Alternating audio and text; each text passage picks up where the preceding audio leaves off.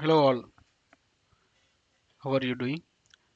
In this video we are going to develop a small Flutter project from scratch using Android Studio. Go to Android Studio and click new Flutter project. It will show you all the recent project. From there click next. You just need to give some name for the application, the project. So it can be anything, but I'm just putting SL catalog, and you can also add the description as well.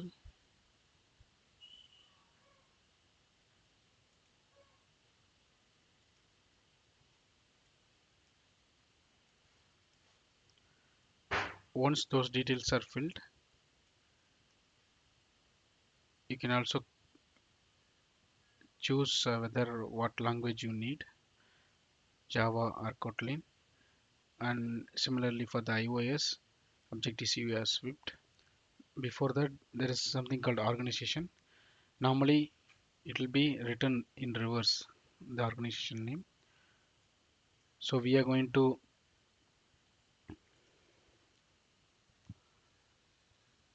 written the same organization name in the reverse.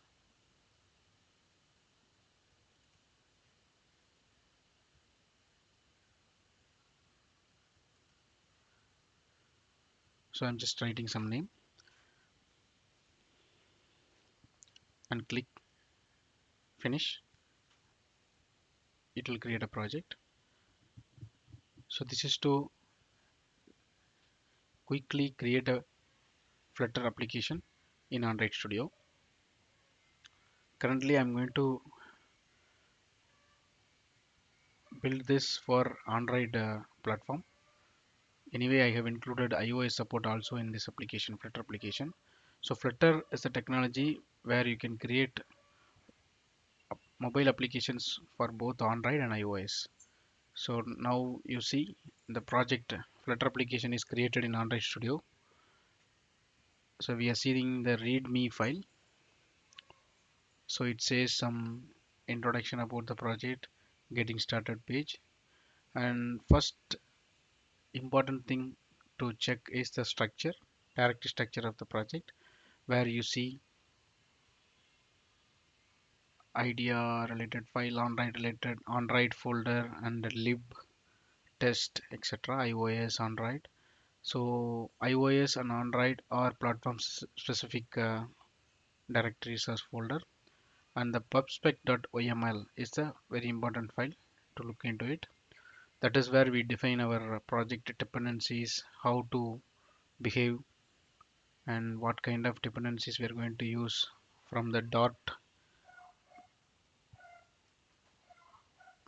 plugins, etc. And you see the main dot under lib, that is where our all logic will go into, under lib folder. By default, Android Studio created main.dot file, which is a starting point for our application. So it is kind of hello world application, where you see a button, plus button. When you click plus, it will increment the counter in the screen. So that is pretty much very straightforward, simple application. You see there are two kinds of implementation, stateful and stateless widget. So those things will cover in the upcoming sessions. For now, we can just ignore and concentrate on the basic application creation part, and check what are the things, title and small things in the application, the main.file. That is the important part. Once these things are over, you go to Android, and under Android there is a folder called app. Under that there is build.cradle. There is one place which is very important, that is application ID. This is the unique application ID for our Android application.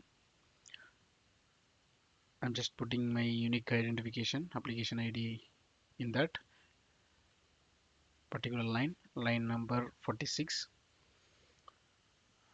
Once that is done, I'm going to run it in the emulator, Android emulator basically. So in this application, I have just created for Android and iOS, but I'm going to test it in the Android emulator. You could also test it in the iOS emulator. So that is the option to open iOS emulator, but I'm going to open an Android emulator. So I have to start it. I have added already two emulators. So I'm going to start the Pixel 3 API 28 one.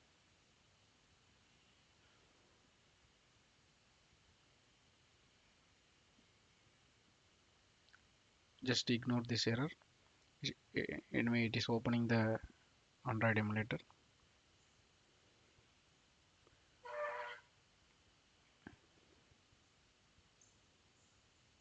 Once the emulator is ready, we can deploy our application from Android Studio to this emulator and check how it is. You see now the emulator list is populated. You see there are three emulators, one for iOS and two for Android.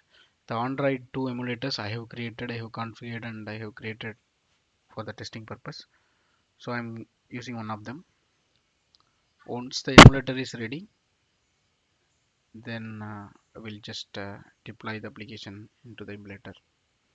So now it is ready, the emulator is running. So I will select the emulator which I have started. uh, Otherwise automatically it will be associated. Whatever emulator is running, it will come there in the option. You can run the project, you can run the main.dot file in two ways: run command or clicking the run button there. So now it started building. The Flutter bubget is the one which is getting all the dependencies mentioned in the bubspec.yaml file and trying to build the application and pushing it to installing into emulator. So first time it will be little slow, the first time build. So once first time successfully built, then the next builds will be faster.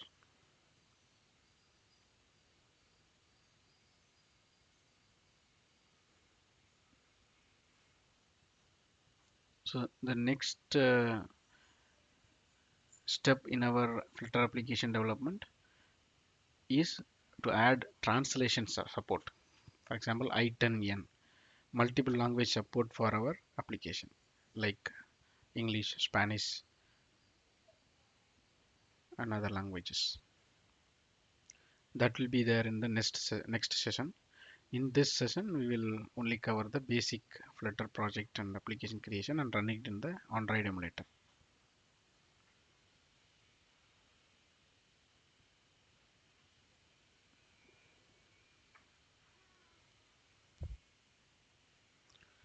See, okay, the emulator is ready. It is installing.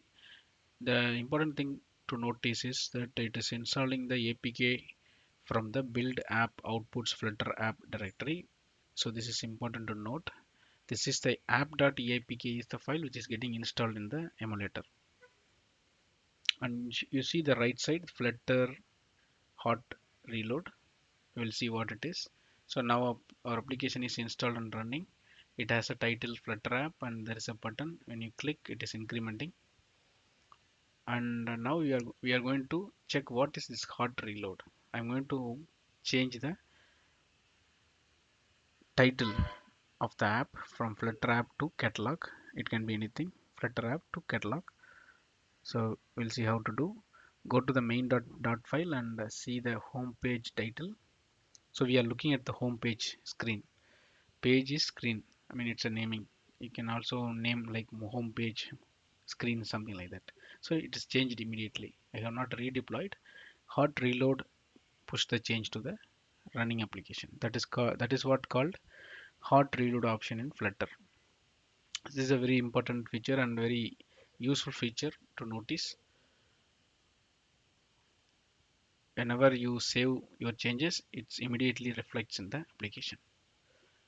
So that is what I wanted to cover in this session. I'm just sharing what I'm doing.